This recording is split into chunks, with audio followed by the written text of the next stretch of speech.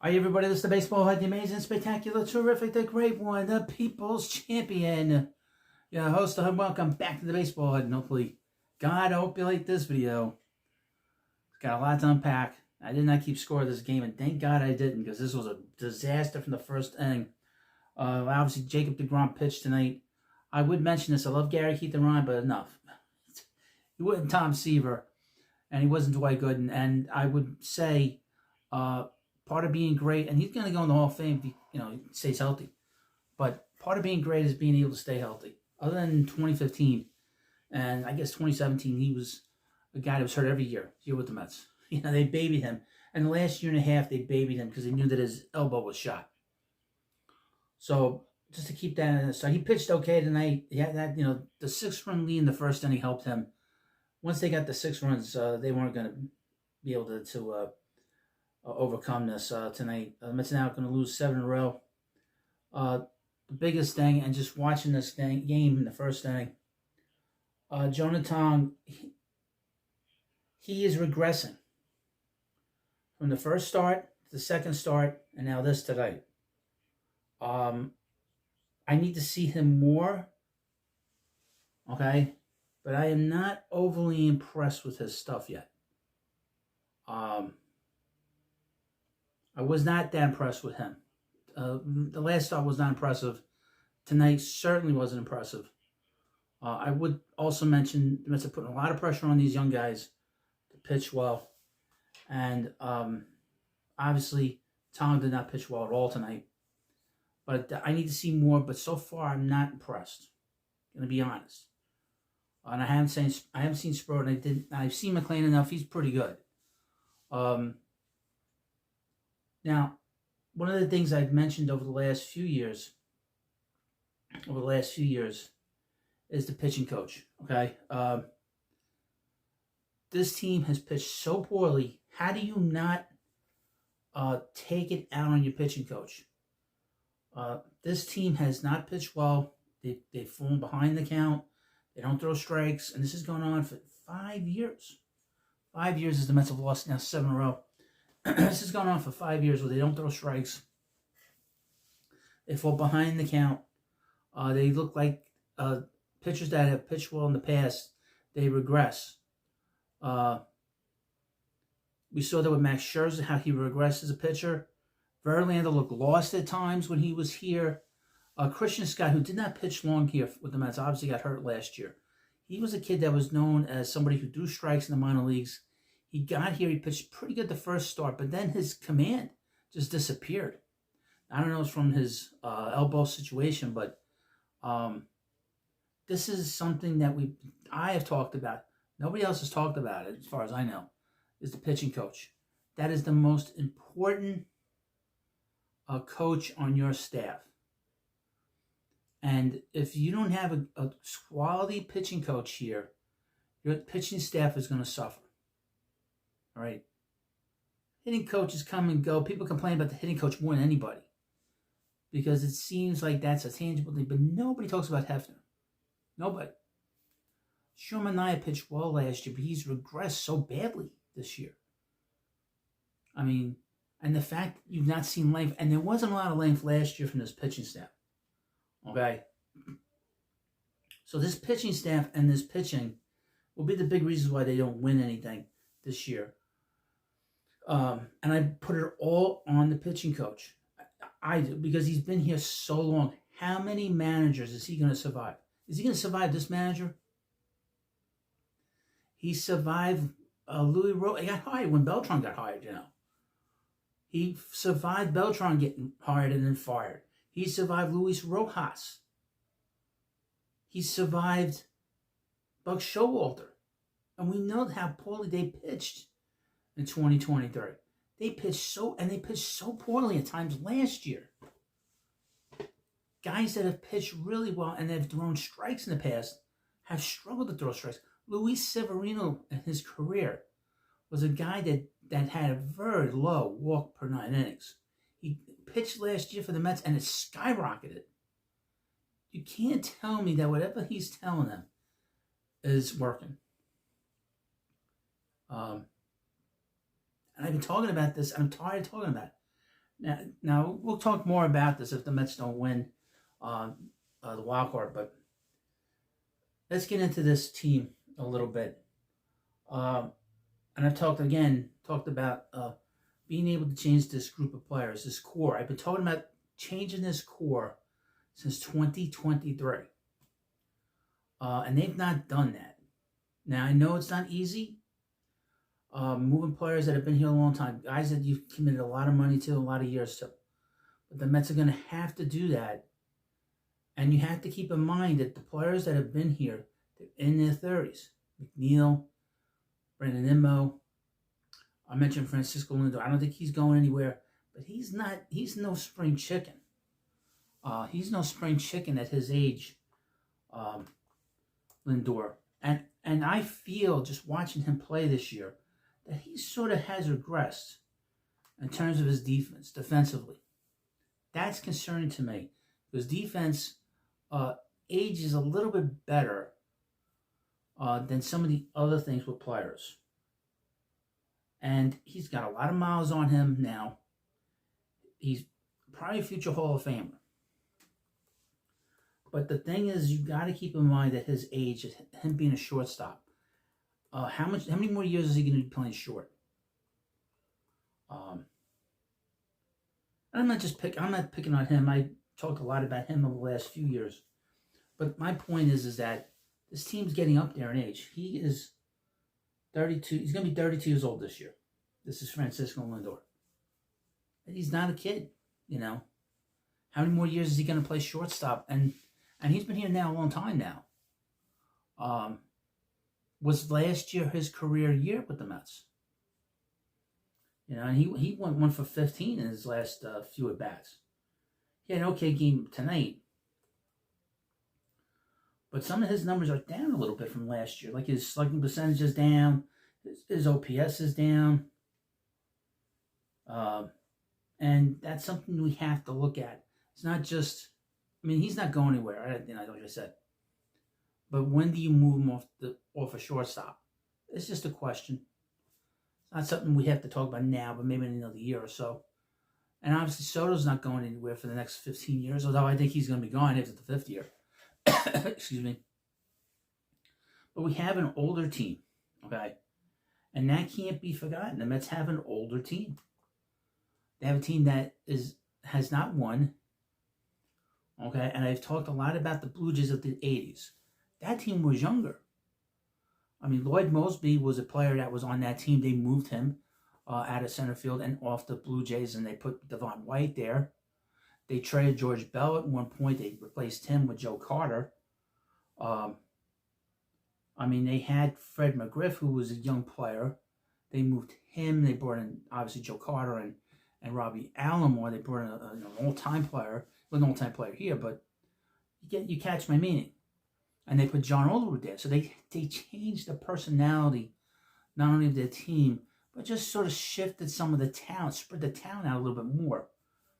Now, this team has been together a long time now. I mean, this core. And Edwin Diaz is getting up there in age as well. Let me just go run down the ages. Pete's 30. Right now, McNeil's 33. Francisco Lindor is 31. Brandon Nimble's 32. You know, this is an older team. And obviously, you got Sean Marte's in his 36. He's not going to be here next year. But that core has been together a long time, and they've not won. And I know it's going to be difficult for a lot of people, but they have to look at this team, who they are. And I talked a lot about them as players, that they have these high peaks that we saw last year, where they were 2 wins away from the World Series, and then they've gone to this valley.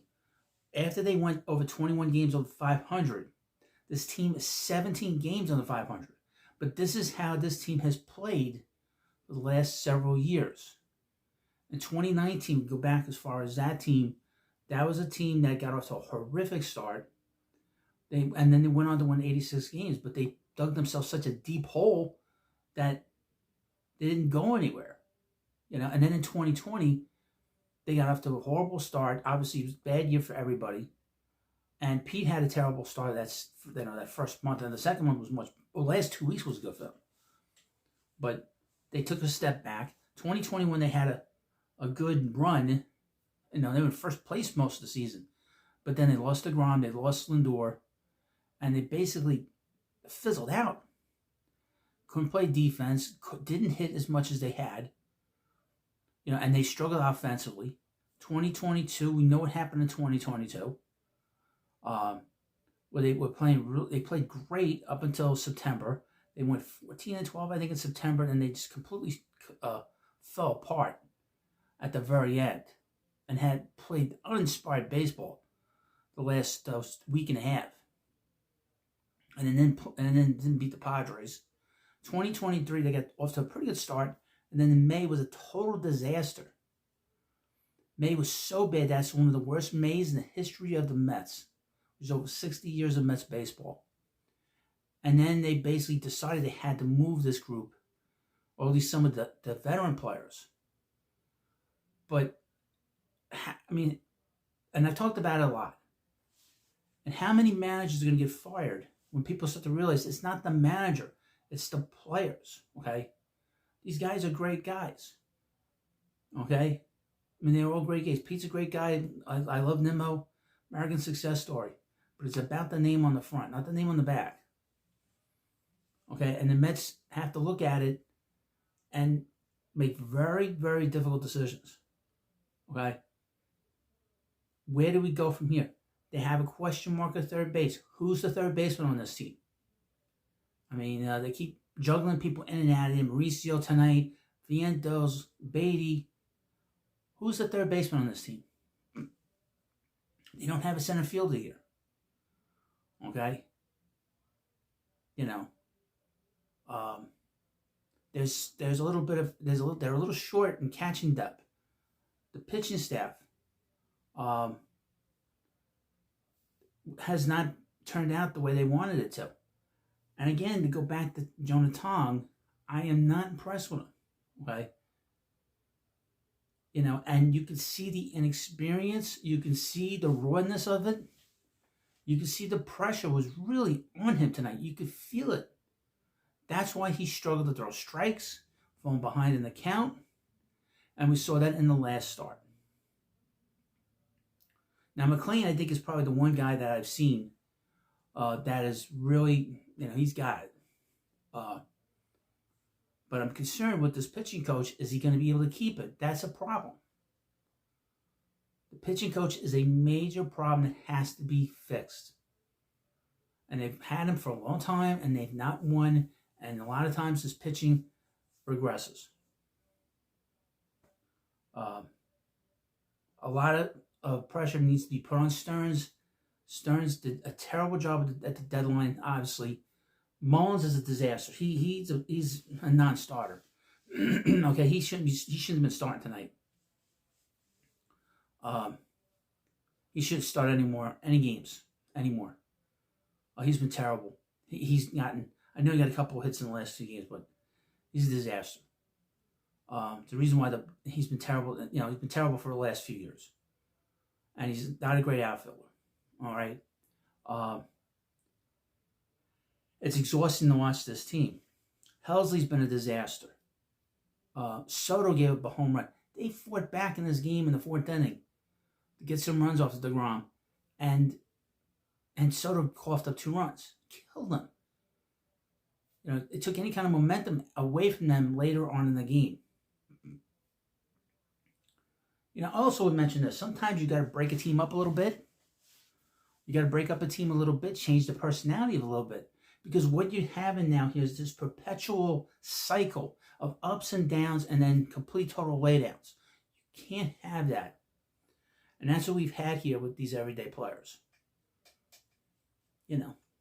I love Pete. I mean, I got Pete here, I got this. But, and he had a great, postseason last year, and he had a great start this year. But he's been here a long time, and they've not won. So this is some things this front office, this ownership group has got to look at it and say, look, and it's not going to be easy because you got a general manager in here. I would hope that they don't do a patch meal move, bring in somebody to help them, and then maybe they trade Jeff McNeil. One more thing. Jeff McNeil, the way he acted tonight, a lot of that's frustration. His getting thrown out of that game, he deserved to get thrown out of the game. Cursing at the umpire like that. Was it a great pitch? No, but you know Jacob deGrom's going to get that pitch. Jake's going to get that pitch, and the umpire was given that pitch, that low pitch, most of the night. But McNeil cannot be here anymore. He's a second baseman. He's a left fielder. He's a right fielder, center field. He's not a center fielder. Okay? He's been okay, but then that ball he screwed up with Otto Kemp last night tells me that he can't be any kind of long-term example. And like I said, he's 33 years old. I was hoping the Mets should have moved him. And since he signed that contract at the 22 season, he's been a terrible player. He's regressed so badly. And I was really hoping that he could have won 2 more batting titles. But he's been so bad. He doesn't know what the hell he's doing at the plate right now. Is he a power hitter or is he a slap hitter? And this has been going on since 2022. And he's an up and down guy too. I mean, he won the batting title in 22, but he had a terrible 2021. Terrible. These decisions the Mets need to make if this doesn't turn itself around in the offseason. I hate talking like this. I hate this kind of talk. But that's how my mind works when I start watching this team. What needs to be done next? Because there's a lot of things that need to be done. It cannot be ignored. You have to make these big moves, these big decisions to change this personality, change the personality of this team. And you bring in guys that are tougher, mentally. And also have the ability to not have these deep valleys in terms of production. If you don't get that, this team's not going to win. We're going to go another 35 years plus without winning. It's very difficult decisions. It's not going to be easy. Yeah, I mean, if it's easy for me, I can make decisions. It's like I said, it's about the team, about the name in the front. It's not the team, not the name in the back. For me. But you let me know what you think about this video. Now, the loss tonight, I'm not surprised they lost tonight. Because DeGrom was pitching tonight. And once they scored 6 runs in the first time, that game was over. That close the coffin, for tonight's game. Well, you let me know what you think about this video, and of course, please subscribe to Baseball Hut. We'll get through this hopefully, and I'll see you later.